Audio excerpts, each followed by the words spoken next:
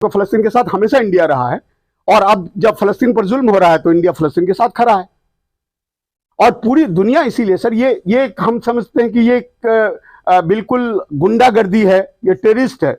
आज के डेट में मैं ये कहना चाहूंगा कि इजराइल और यूएसए पूरे अगर दुनिया में लिया जाए तो यही दो टेररिस्ट स्टेट है जो पूरी दुनिया को या तो कब्जा करना चाहता है या अपने हिसाब से चलाना चाहता है। आज के दिन में कोई अच्छा, इसको बैक कौन कर रहा है? अमेरिका, यूएसए बैक कर रहा है। तो फलस्तीन इजराइल की क्या हैसियत है? छोटा सा बिहार की तरह भी छोटा सा स्टेट है, क्या हैसियत है जी? हमास भी तो इसमें इन्वॉल्व है सर। नहीं, तो हमास क्या है सर? हमास पर हम ज्यादा नहीं, हमास पर हम ज्यादा बातें कर देंगे। हमास सर वही है जो आपका सुभाष चंद्र बोस इंडिया में आपकी आजादी के लिए था। हमास क्या है? वो एक अपनी आजादी के लिए लड़ाई लड़ रहा है। जब आप उसको जमीन माने वो कंट्री नहीं बनाने देंगे, जब आप उसको अपनी आर्मी खड़ा करने नहीं देंगे, तो वो क्या करेगा? वो अपना मिलिशिया ही तो है। तो मिलिशिया हमारे यहाँ क्या थे? सुभाष चंद्र बोस एक मिलिशिया था, ये भगत सिंह वगैरह क्या थे? एक मिलिशिया थे। तो क्या हम उनको टेररिस्ट कर सकते हैं? अंग्रेजों के लिए वो टेररिस्ट थे और हमारे लिए वो देशभक्त थे, हमारे लिए आजादी की लड़ाई लड़ रहे थे। सेम चीज वहां है सर। ठीक है सर, मतलब आपका यही है कि जितनी जल्दी ये समाप्त हो सर और उनका हक मिले और उनकी आजादी मिले एज पर 1947 मैप, उनको उनकी जमीन वापस होनी चाहिए बिल्कुल 100%। और बल्कि जितना उन्होंने नुकसान किया है उसका भरपाई उसको करना चाहिए, यूएसए को और इजराइल को मिलकर। ठीक है सर, तो अपना परिचय बता दें सर। मेरा नाम मोहम्मद हसन इमाम हुआ। मैं पटना हाई कोर्ट से असिस्टेंट रजिस्ट्रार से रिटायर किया हूं और ये सीटीसी मैरिज सेंटर यहाँ और फजल इमाम कॉम्प्लेक्स में मेरा ये है, और दोनों जगह से सीटीसी फाउंडेशन का भी काम चलता है। सीटीसी फाउंडेशन में मेनली हम पेड़ लगाओ पेड़ बचाओ का काम करते हैं। पूरी दुनिया में भले पले बिहार में कहीं भी आवारा जानवर नहीं रहे, कहीं आवारा कुत्ते नहीं हों। आवारा जानवर के लिए बल्कि मैं गवर्नमेंट से अपील करना चाहता हूँ कि वैसा ही कानून बनना चाहिए जिस तरह से आपने शराबबंदी के लिए कानून बनाया। अगर सिर्फ आवारा जानवर पर आपने रोक लगा दिया और उसके मालिक के खिलाफ कड़ा एक्शन लिया, तो आप जहां जो चीज लगाएंगे, जहां जो पेड़ पौधा लगाएंगे वही उगना शुरू हो जाएगा और पूरी दुनिया हरियाली में बदल जाएगी। अब हमारे फैसल इमाम साहब सीधे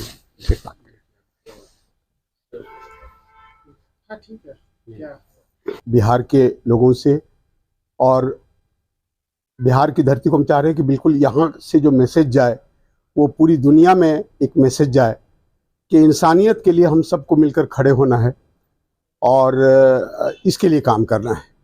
बिहार की धरती जो बुद्धा की धरती है, जो यहाँ से बड़ा मूवमेंट गांधी जी ने स्टार्ट किया और हर एनजीओ से, हर पार्टी से और हर आदमी से जिसके अंदर जरा सा भी इंसानियत या मानवता का भाव है, उससे हम अपील करते हैं कि इस इशू पर को साथ दिया जाए ताकि जुल्म के खिलाफ लड़ा जाए। ताकि चाहे वो आपके कहीं भी हो, चाहे वो आपके बिहार में हो, चाहे इंडिया के किसी कोने में हो, चाहे दुनिया के किसी कोने में हो, तो एक पूरी दुनिया को ये मैसेज हम देना चाह रहे हैं कि अभी जो जुल्म हो रहा है, जो जेनोसाइड हो रहा है, जो बच्चों को मारा जा रहा है, वो दिल दहला देने वाली चीज़ है।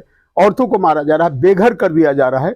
अब सपोज कीजिए ये फ्रेजर रोड है, अगर इस पर पूरा बम्बार्डिंग हो जाए तो क्या हाल होगा हम लोग का? एक फ्लैट में हम लोग पूरी ज़िंदगी की कमाई लगा देते हैं, किस तरह से अपना घर बसाते, किस तरह से। तो एक मैसेज देना हम चाह रहे हैं कि ये जो हो रहा है गाजा में और फ़लस्तीन में, उसको इमीडिएट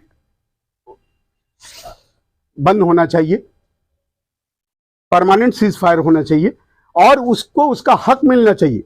जो आज के ज़माने में मैंने नोबडी कैन बिलीव कि 75 साल से आज के इस सिविलाइज्ड युग में कोई यकीन कर सकता है कि 75 साल से कोई अपनी आज़ादी के लिए लड़ रहा हो?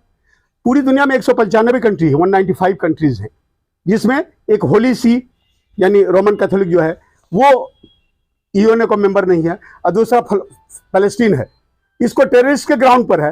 वो एक क्योंकि एक रिलीजियस संस्था है इसलिए नहीं है, और इसको एक फ़लस्तीन को एक टेररिस्ट स्टेट घोषित करके उसको, जबकि वो अपनी आज़ादी के लिए लड़ाई लड़ रहा है। और ये आज़ादी का सपना हमारे गांधी जी अपने देश को भी आज़ाद किए और साथ साथ साउथ अफ्रीका को भी आज़ाद किए। तो नेल्सन मंडेला ने कहा कि भाई हम साउथ अफ्रीका भी पूरी तरह से आज़ादी मिलने के बाद कि साउथ अफ्रीका पूरी तरह से आज़ाद नहीं है जब तक कि फ़लस्तीन आज़ाद नहीं हुई। और इस फ़लस्तीन के लिए हमारे अटल बिहारी वाजपेयी जी, हमारे जितने भी बड़े बड़े पुराने ये नेता हैं और ये नॉन अलाइनमेंट का हिस्सा रहा है, सब ने फ़लस्तीन को सपोर्ट किया है। लेकिन टिल नाउ ये अभी तक पूरे यूएनओ का मेंबर नहीं है और इसको स्टेट रिकॉग्नाइज नहीं करता है। तो ये बहुत अफसोस की बात है। तो मैं बिहार में ये मैसेज देना चाहता हूँ, मैं ये आप लोगों को जोड़ना चाह रहा हूँ इस इंसानियत के मुद्दे कि जब तक फ़लस्तीन पूरी तरह से आज़ाद नहीं हो जाए, उसको हक नहीं मिल जाए। और 1947 का आप मैप देखिए, 1947 के हिसाब से मैंने जो बंटवारा करके मिला था, जबकि वो 100% उसकी ज़मीन थी, ये सेटलर्स थे, 100% उनकी ज़मीन थी, और उसी को आज लगता है कि ये एक कोने में दुबक गए हैं और पूरे को कब्जा कर लिया है इजराइल ने। ये बिल्कुल एक अमानवीय चीज लगती है, और इतना ऐसा जुल्म आज के जमाने में, और हर पूरी दुनिया चुप है। सबसे अफसोस की बात है, पूरी दुनिया चुप है एक तरह से। क्या ये दो कंट्री, सिर्फ इजराइल और यूएसए, मिलकर पूरी दुनिया को जिस तरह से चाहे, जहां चाहे, जैसे चाहे होने चाहे, इसका कोई क्या दूसरे कंट्रीज का क्या कोई वैल्यू? तो फिर यूएनओ का क्या मतलब है?